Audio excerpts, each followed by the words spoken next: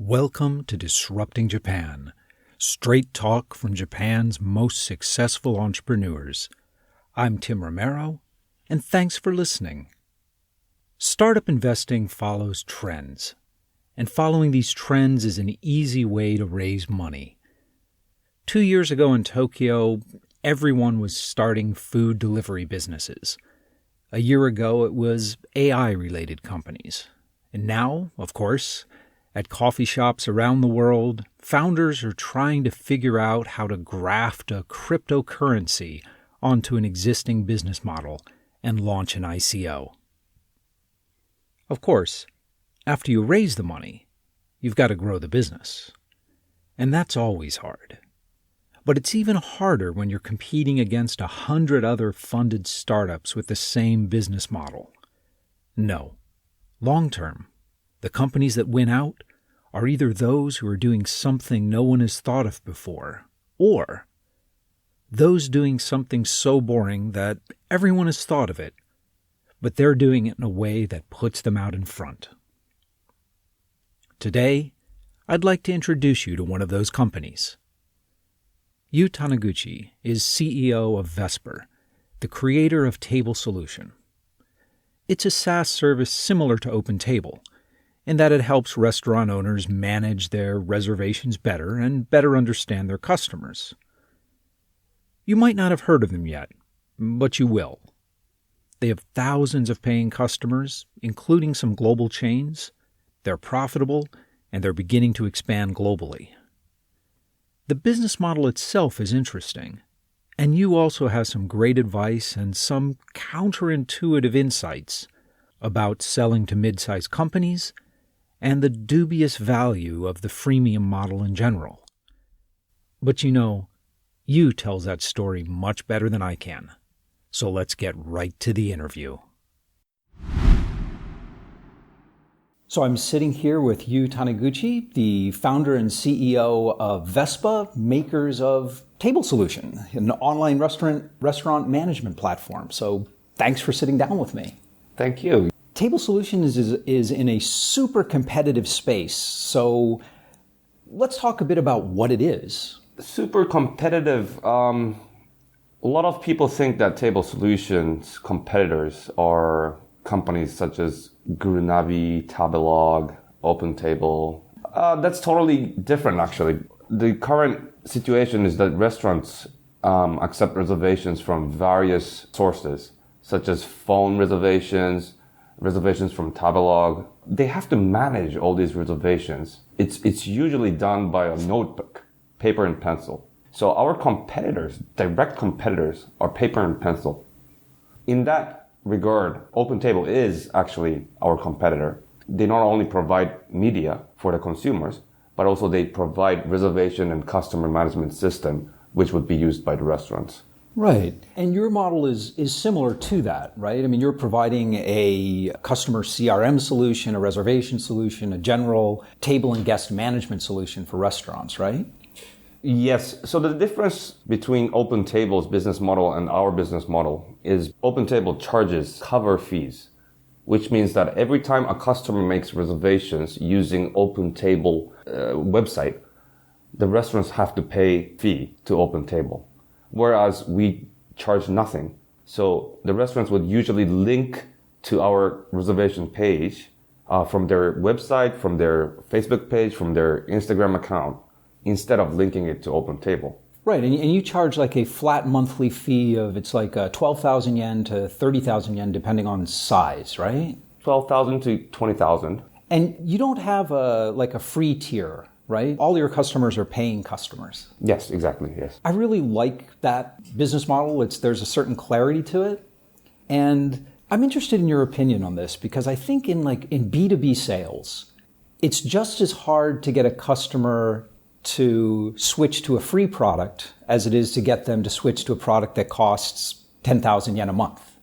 I mean, because they have to invest, it's not the 10,000 yen a month. I mean, they've got to retrain staff. They've got to spend a lot of their time.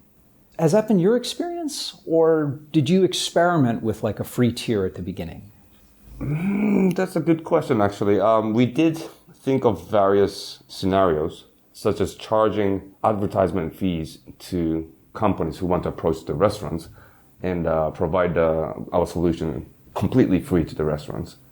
But instead, every time they log in, they have to, see an advertisement. Well, our conclusion was that we interviewed like 300 restaurants prior to releasing our product. And they all said, they would be willing to pay roughly like, $100 a month if their operations become smooth, if their operations become automated. So we decided that, it's better to start charging the restaurants rather than going for a freemium model, which usually, the conversion rate is really low. And well, to be honest, we didn't have so much cash in our bank account. So, we wanted to charge our, customers right away. Revenue is nice. Yeah. You're also offering CRM solutions to the restaurant. Is it mostly simply retaining and organizing information about the guests, or do you offer services like connections to social media, more marketing-focused features as well? Right now, we're still providing a very fundamental CRM, which is you can see that how many times the guests have visited your restaurants or your chains, or what their allergies are, what their likes and dislikes are, etc. Or customers who have spent more than X amount of money in their history.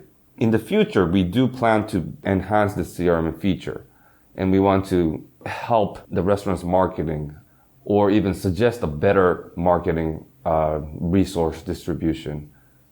The restaurants currently don't know how much the customer is spending, how many times they're repeating, what their lifetime value is. Right. A couple years ago during the Groupon phenomenon, it took restaurants a while to realize that the customers they were bringing in weren't providing long-term value. Well, exactly, yeah. I mean, Groupon model is not working. No. But it took them a while to figure it out. It's a steep discount. It's a bargain hunters. More than just gathering the bargain hunters, I wanted to help the restaurants, convert the customers into repeat customers. Of course, it's a very good way to advertise restaurants. Prior to that, it was almost impossible for restaurants to advertise on any other media. But on internet, it's free and you can access to millions of consumers. So that was innovative. Yeah. And also the other thing that shocked me was that people were paying upfront for restaurants, for dinners. This never happened prior to Groupon. On the kind of the Groupon and daily deals business model, do you think that it can be saved, or is it just fundamentally flawed? It can be enhanced. You can access to the consumers. This is a very beneficial thing for the restaurants. But what's lacking, what's completely missing, is that there is no technology to convert these customers into repeat customers. So the system is completely for users who are looking for steep discounts. Right. So if you can change this value proposition. So capture information about the user, reach out to them directly in the future, things like that, rather than just relying on the next steep discount. If you say the Groupon business model is, based on the premise is that the value proposition be a steep discount, in that sense, it's completely, not working. Okay. Tell me about your customers. So how many restaurants are you guys serving now? We serve to 2,000 restaurants right now. All right. Including global hotel chains like Hilton, Intercontinental, Hyatt. Also Michelin 3-star sushis, Michelin 2-star French restaurants. So with 2,000 plus customers, are they all using Table Solutions for their table management and guest management, or have you also integrated with existing systems? Yeah, all restaurants are using our service as restaurant and table management system. And sometimes we do integrate with other existing systems restaurants are using, such as POS, point of sales system, but not too deeply, because we are essentially replacing paper and pencil. You have a number of chains as your customer, Okra, Hilton. So have these chains all standardized on your platform, or are they pilot projects? In terms of Intercontinental, it's their parent company is IHG Group. So all IHG managed properties in Japan are using TableSolution. It's not a pilot project. But for overseas, we are still in a pilot phase in some countries. Okay. But all IHG managed properties in Japan are using our system. And for overseas, Thailand, Vietnam, etc., some properties of IHG are using our system. That's fantastic. You so often hear of companies in the US using that playbook, getting the US properties and then doing the global standardization. It's nice to see Japanese startups doing the same thing. Yeah, it's one of my ambitious goals. I want the company to be listed on MBA, textbook. You want Harvard Business Review writing a case study about this? It's rare, right? Hey, you're well on your way, I think. No Japanese internet service has conquered the world market. I want to get your opinion on online reviews in Japan, particularly restaurant reviews. So I noticed, in fact, just yesterday, the top-ranked London restaurant on TripAdvisor was some social media marketer's garden shed. In the US and Europe, there's a lot of kind of review fraud. Is it the same problem exist in Japan? Can you trust online reviews here? There's the same problem in Japan, yes. Yeah? There are companies who approach to the restaurants saying we can provide you 10 good reviews for $5,000. There has been, many disputes and many news about, how Tabelog is not trustful and things like that. I still think that it's worth having all those online reviews because you can see clearly some users are true users, but the number of, the fraudulent reviews are on increase, especially for new opening restaurants because they rely on those companies to just boost their, opening period. So Tabelog and all those reviews are qualitative.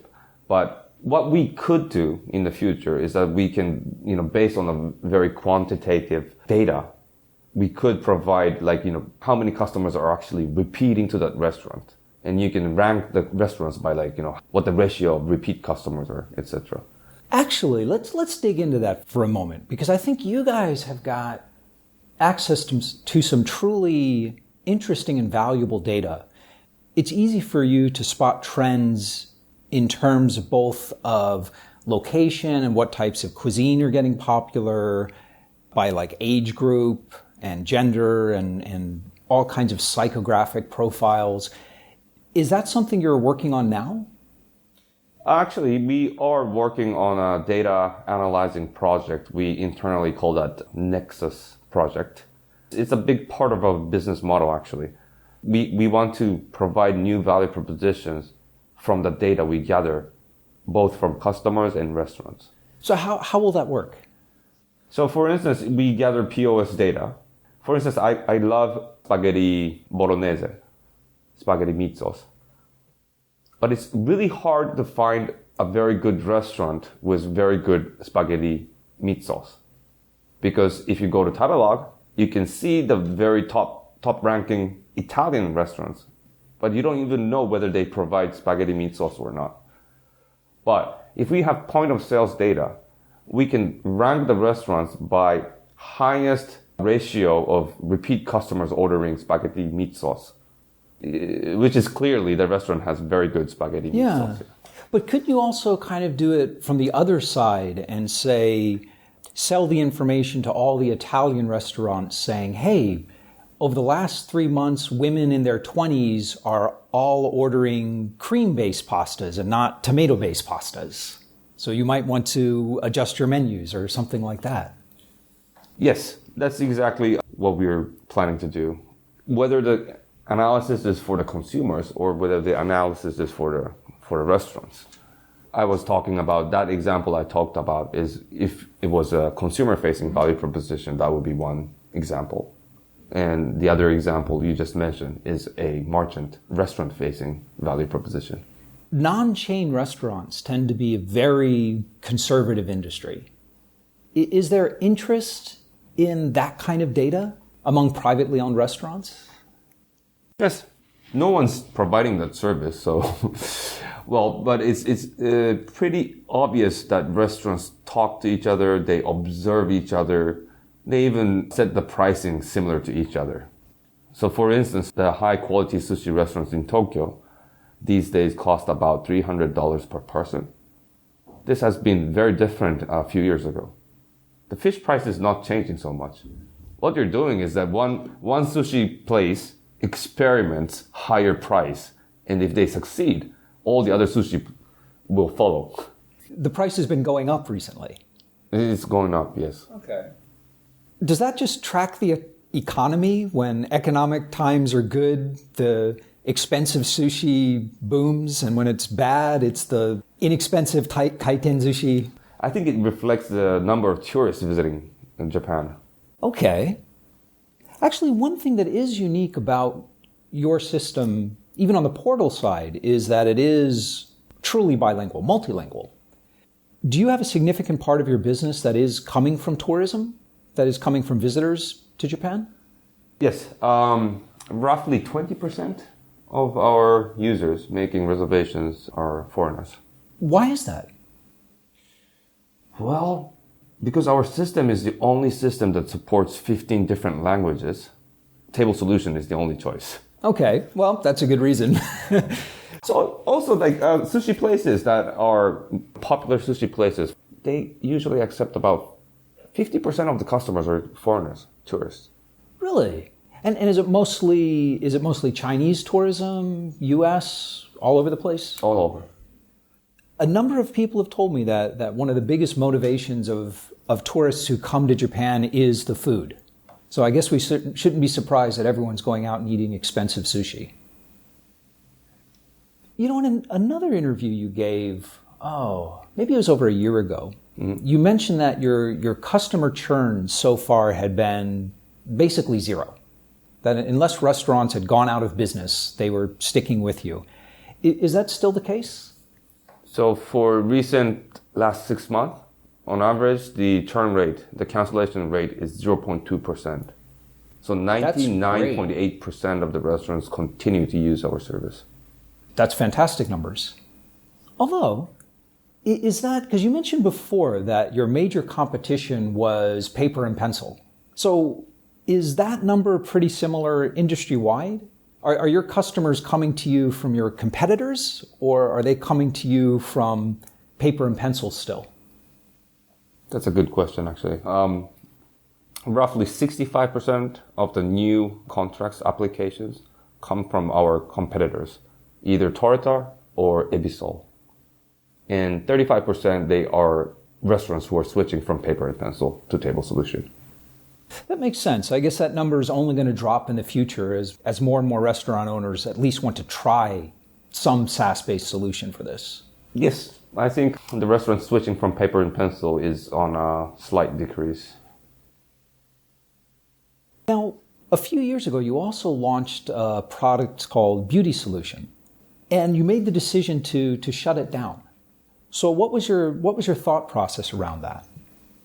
So very initially, even before releasing our product, I was assuming that we can leverage the source code of TableSolution for beauty industries or lessons or events, doctors, hospitals, etc. But the reality is that when we released BeautySolution, there was two problems. One was that we had only a very limited development resource. And we were receiving so many requests from existing users, both from restaurants and beauty industry. And we had to allocate our resource into either. The other problem was that in terms of media, there's only one big player. Hot Pepper Beauty is dominant in the industry. If a hair salon is using Hot Pepper Beauty, on average, they get about 60% of the customers from Hot Pepper Beauty. So there wasn't as much demand in the beauty sector as there was in restaurants. Recruit, Hot Pepper Beauty, they provide free reservation management system. So if the hair salon is listed on Hot Pepper Beauty, they get free reservation management system. And 60 to 70% of the reservations come from Hot Pepper Beauty, so there's no reason for them to switch to other It's going to be, yeah, I can see it being really hard to convince them to change.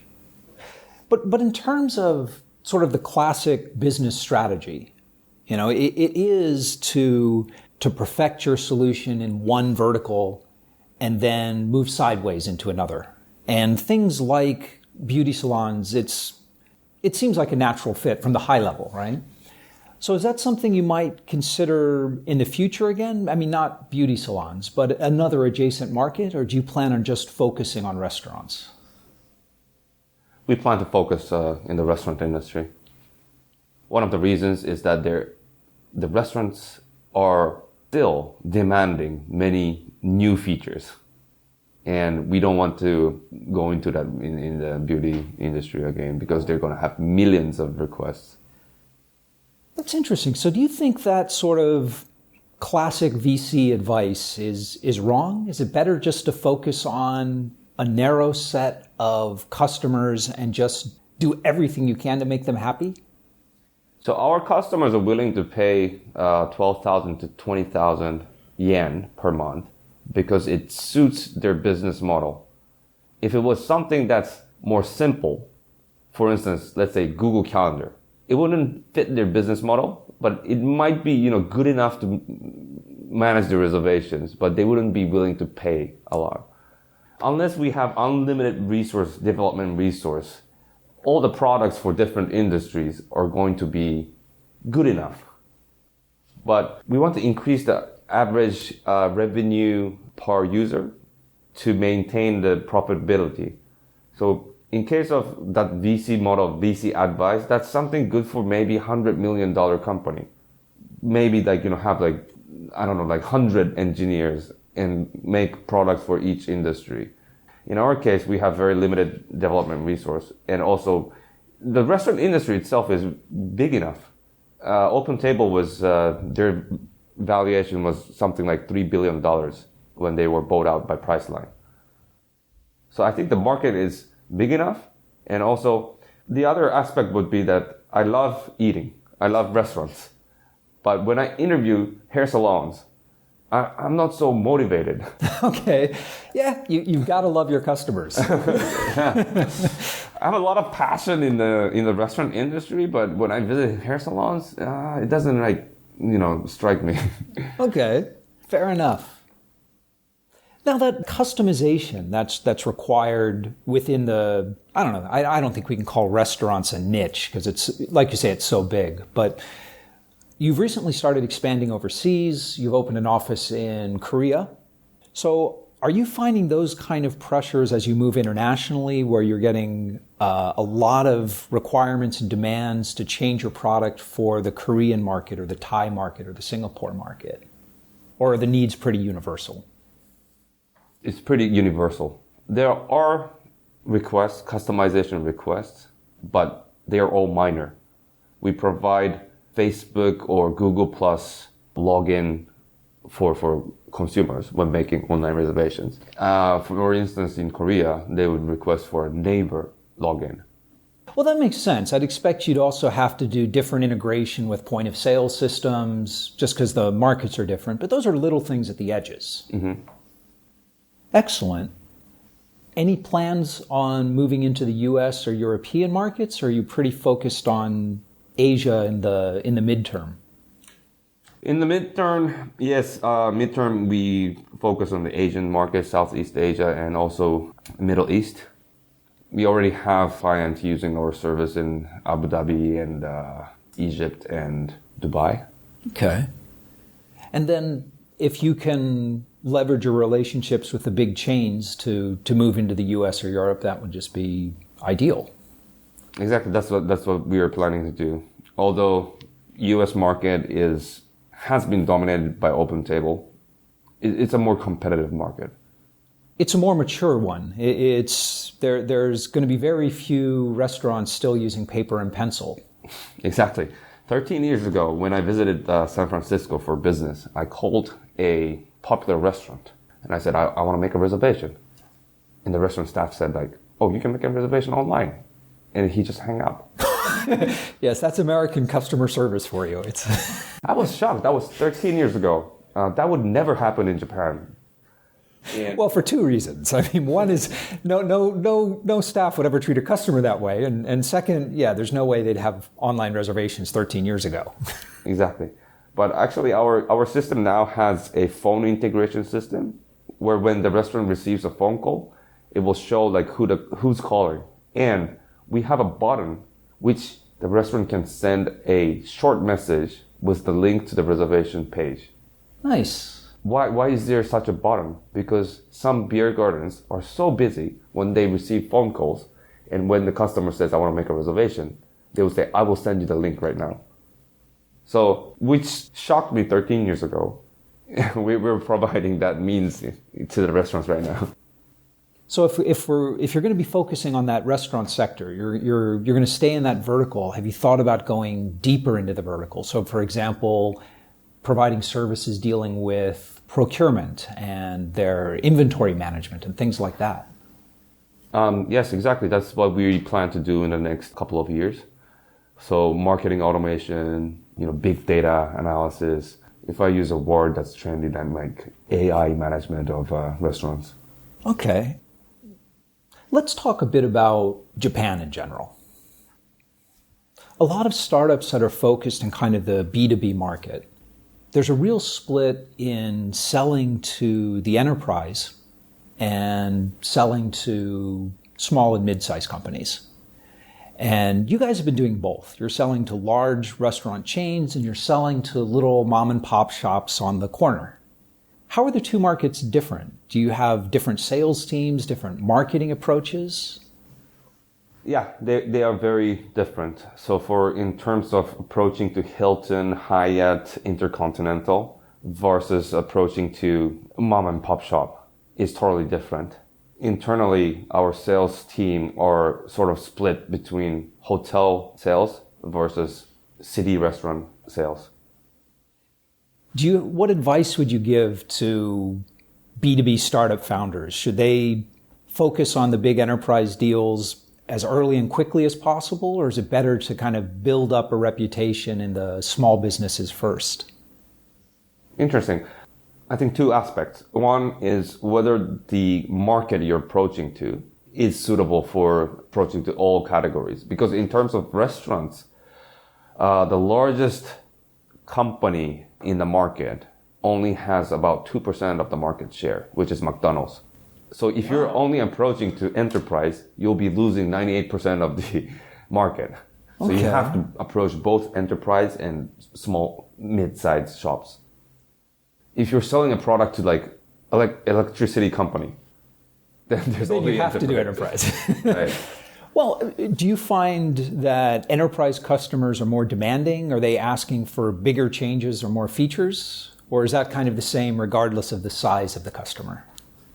In terms of Japanese restaurants, they're as demanding as enterprise. So they make you work just as hard. Yeah. Sometimes harder. Okay.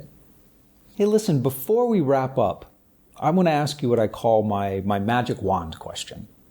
And that is, if I gave you a magic wand and I said you could change one thing about Japan, anything at all, the education system, the legal system, the way people think about taking risks, anything at all to make it better for startups in Japan, what would you change? Well, the first one is education. Yeah? What would you change about it? Well, be more flexible. I grew up in Singapore, and I still remember, but in history class, there was one semester where we watched documentaries of John F. Kennedy. At the end of the semester, you had to come up with a report saying, like, what's the true story behind the John F. Kennedy assassination? And you have to come up with, like, evidence. You have to persuade the class. Right, so it's not just about coming up with the right answer. Numbers, yeah. Like in Japan, history class is basically just being taught like years and dates and names. You don't think about anything. That's interesting because I've heard that the Singapore education system is also very strict and rigid, but Japan is worse. Oh, sorry, I attended a international school. Ah, okay. Obviously, a lot of startup founders talk about the education system. And how important it is to make it more flexible. But perhaps as a foreigner looking at Japan, I totally agree that the education system is inflexible, but I think it's more of a reflection on the way society is structured. I think most companies and most people are thinking that way, that there's looking for the one right answer, and that education is just a reflection of that. Do you think that people kind of grow out of that rigid training as they get older, or? The reason why I say education is society, culture, way of thinking. Majority of it is formed via education.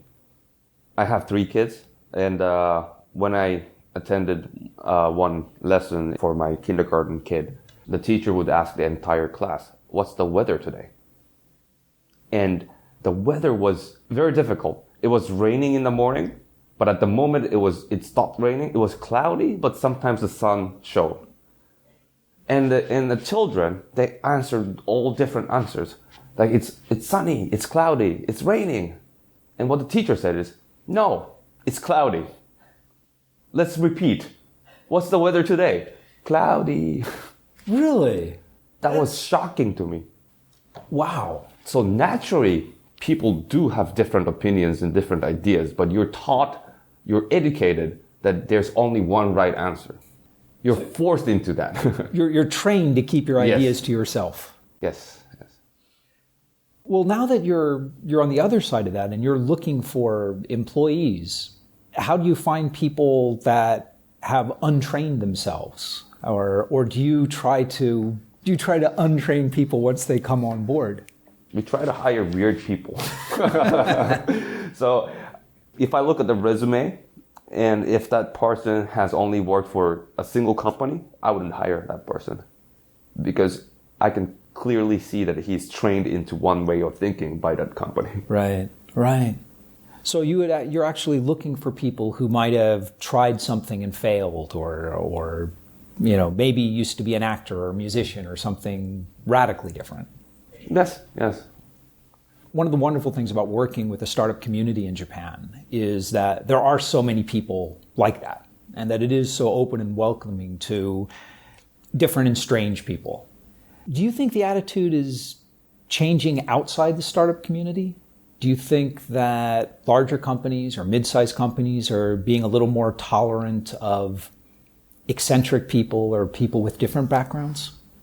I think so, yes. Yeah.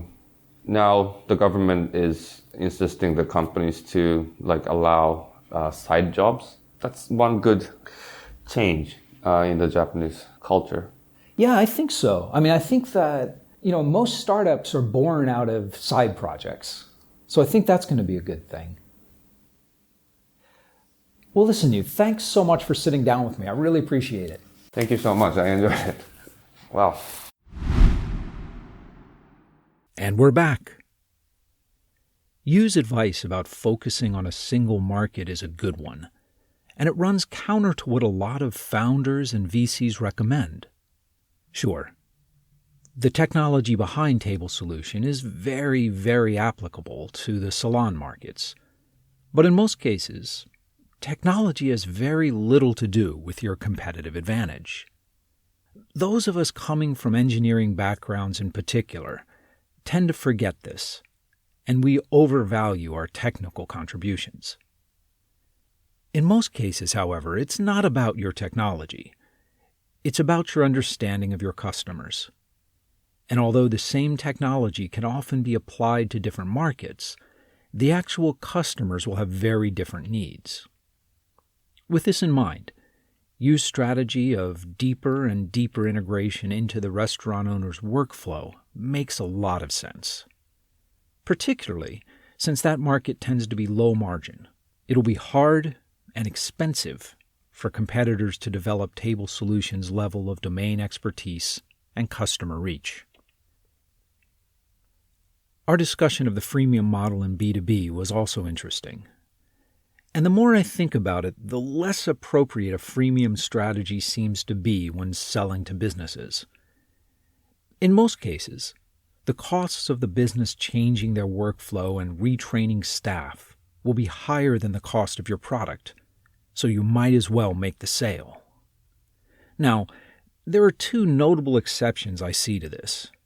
First, if you're running a shadow IT strategy, where you hope that individual employees will adopt your product for free, and then you can sell a corporate package after enough employees have started using the product, freemium makes sense. Companies like Dropbox and GitHub have used this strategy effectively. The other exception would be when your SaaS product is being used only by one person in the organization. That way, no retraining is required, and that one individual might be motivated to try your product to make their own jobs easier. The SaaS companies focused on startup and mid-sized invoicing and HR fall into this category. In the end, of course, it's not how many people use your product. It's how many and how much people pay for your product. Another thing I like about Vesper is they're trying to flip the American startup playbook. They're not selling to global headquarters, but are gaining inroads in Asian markets where most travel is international and multilingual. And with more and more regional successes, they can work their way up the hierarchy to becoming a global standard. In a way, it's kind of the enterprise version of the shadow IT strategy. And it'll be great to see another Japanese startup making a truly global impact. If you've got a story about travel or restaurants not getting your reservations right, you and I would love to hear from you. So come by disruptingjapan.com/show110 and tell us about it. And when you come to the site, you'll see all the links and notes that you and I talked about and much, much more in the resources section of the post.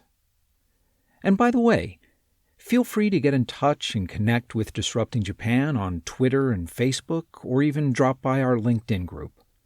A quick search for Disrupting Japan on any of those platforms, or Google for that matter, will take you right to us. I'd love to hear from you, and we have a lot more information about Japan and Japanese startups on the social sites and our website as well. But most of all, thanks for listening. And thank you for letting people interested in Japanese startups know about the show. I'm Tim Romero, and thanks for listening to Disrupting Japan.